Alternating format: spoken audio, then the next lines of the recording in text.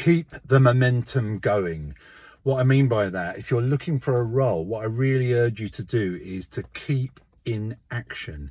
So keep doing things that are going to move you towards your goal, because what I find is when I was out of work, for example, over the whole COVID stretch, I was out of work for a year, and I have no idea when I look back what the hell I was doing. Like, I was busy doing stuff in the groups, of course, and I'm sure I was looking for roles, but I can't remember what I was doing day to day. And when things finally flipped round for me and I got a role, it was because I started taking those small incremental actions. So I even did a CV check on myself. I did a CV Express review like I do for all you guys in the groups.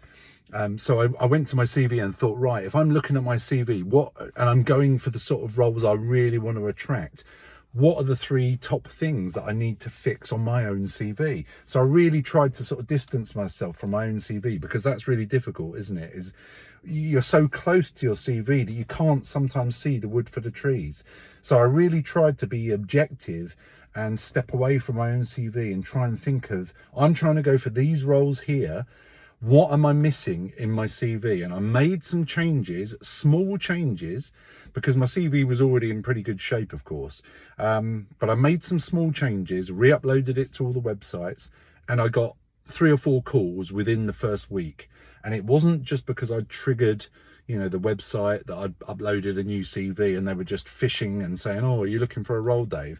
These people had real contract roles available to me, and they weren't all perfect, and that was fine, because it meant I could go for one of the roles, for example, was $850 a day, and definitely a more senior role.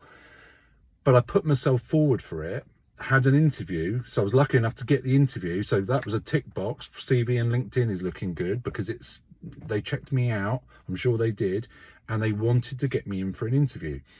So we had an interview, and I think I worked out, as well as them, that this role was really a bit too senior for me.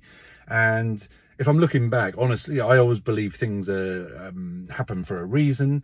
I went for the role, and it was good experience to go for that interview. But I think after having a year out, going for an $850 a day role that was going to be quite intense, it was going to be a lot of travel as well. So there are lots of negatives from my side about the role. But I'm sort of glad I didn't get that role. And but what I then did was make sure I do the same thing for my LinkedIn profile. So beef up my CV, beef up my LinkedIn profile, keep up the day. I'm not saying you have to do this, 8 hours a day. I'm not even saying you should do it every single day, but try and think each day or two, especially if you're out of work, of doing something that's going to incrementally move you towards the goal of getting your CV put forward for more roles, securing more interviews. And the more interviews you get, the more chance you've got of, obviously getting an offer, but you're getting practice as well. So that $850 a day role, even though it wasn't perfect for me, wasn't right for me, and it wasn't right for them, it was good experience for me to have that interview. So it was a positive. I was back. I felt like I was back on the saddle. I was back in the mix. Yes, I'm having interviews. Then I had another interview, and maybe I didn't get that role. Then I had another interview and I got an offer, or I got a second interview. So I made progress each time. So if you can keep taking action, small, tiny steps towards your goal, I do believe you will get there. You do need a bit of lady luck. The roles need to be there, of course. But that's why I bang on about bumping up your CV, bumping up your LinkedIn profile. Think of a graphic equalizer. It's not just your CV. It's not just the market. It's all these things combined. So if you can whack up your CV on the graphic equalizer dial, bump up your LinkedIn profile, bump up your strategy. If you're not sure about what strategies you're talking about, Dave, well, then look at my contracting crib sheet. I've got lots of different techniques there, plus examples of how to communicate and talk to recruiters in a more powerful manner, so you sort of don't get dominated, especially if you're a first-time contractor, and you don't slip up on some of the obvious things. Like if people say to you, what rate do you want, Dave? You do not want to respond with a rate. So there's all those sort of tips and tricks in that crib sheet. Obviously, you've got the free CV check, CV Express, full CV review if you need it, but don't book that unless you've checked with me, because I strongly believe most people can get by with a CV Express, LinkedIn Express that covers CV and LinkedIn, maybe some strategy with the contracting crib sheet. If you've never contracted before, take the scorecard, see where your score is lacking, if anywhere.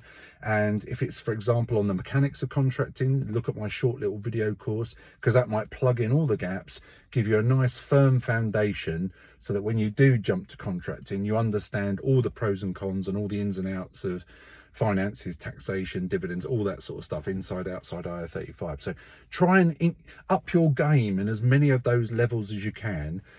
Take action in one or two of those steps every couple of days or every week.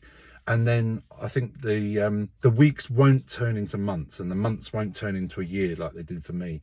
Because I think if I was taking proactive, meaningful steps for all of those different areas consistently, I would have made more progress, and I wouldn't have been out of work for quite as long as I was. And the longer you're out of work, what happened to me was I started to think, oh, Dave, you're shit. You know, you're shit. Why are you in this area? Why are you in IT? Why don't you go and do something else? Go and become a train driver or something. That's what you wanted to do when you were a kid. Or why not? Why don't you just go and do a different thing? Why don't you go and learn something different? And so I started, you know, trying to do cloud certifications and training.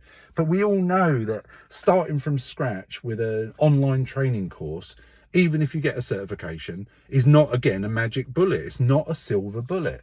You've got to have on-the-job experience, in my opinion.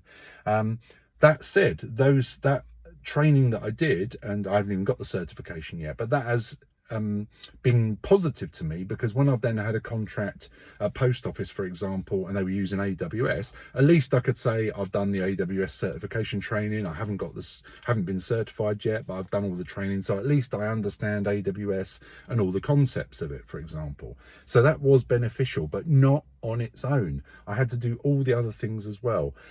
And yeah, what you want to avoid is, when you have long periods of time out of work, the finances start going down, so you can't use me or anyone else to help you with the paid services that I offer, or anyone else, of course, for your CV, LinkedIn, interview coaching, strategy, all that stuff that I charge for, which if it takes my time, I'll charge for it. You don't want to do that, because you just see the money going down. I remember, because I was there, I just saw my money going down all the time, and you start to get a panic. I started to feel real weight and pressure on my shoulders. You know, my wife was saying to me, why don't you go and get a job at Marks and Spencer's? That earns, you know, £12 an hour. I'm thinking, oh my God, you know, if I get the job I want, which is say £500 a day minimum, then, you know, I'm going to be earning 10 grand in a month. I don't want to be wasting my time doing a £12 an hour job, sucking up all my time and energy when the right role comes around, and I want to be there and ready for it. So my wife couldn't get that. So I felt like there was the added pressure from my wife as well. She didn't mean to be doing that, but she was just thinking that would be better than getting nothing. But I knew that trying to wait for the right type of role was going to be beneficial to me. But the more you're out of work, the longer you're out of work, the more you start getting into your head and starting to panic. You're seeing the money coming down, you're seeing all the bills still have to be paid, and you feel a bit helpless, and you start questioning yourself. You start questioning your experience, your skills, and exactly what you can bring to an organization. And then, of course, when you finally do get that right juicy role, like I did with Post Office, for example, I had the first interview on the Wednesday. They obviously liked me, because then they said, right, second interview on the Thursday afternoon, had that. On the Friday, the agency calls me and says there's an offer coming through. It should be there by Monday or Tuesday. And I got an email confirmation of the offer, I think, the following week, and then the formal, you know, contract outside IR35 came through in the next week to 10 days. So it all changed really quickly. And me thinking, oh, Dave, you're shit, and oh, you haven't got the right experience, or oh, you need to be in cybersecurity or cloud or DevOps or whatever it is, that was all rubbish. And again, look at my USP video if you're unsure how to promote and really champion your own USP, because you've got years of experience, I'm sure you have, and you've worked for X number of decent clients. You just don't always remember to shout about it and really promote yourself. And it also goes internally, because you just start to doubt yourself. And when I actually think, hang on a second, I've contracted in Australia twice, Singapore, Hong Kong, all over Europe. I was, one of the best people at the monitoring systems that I worked with years ago, and then the technology changed a bit. So that's sort of through my confidence.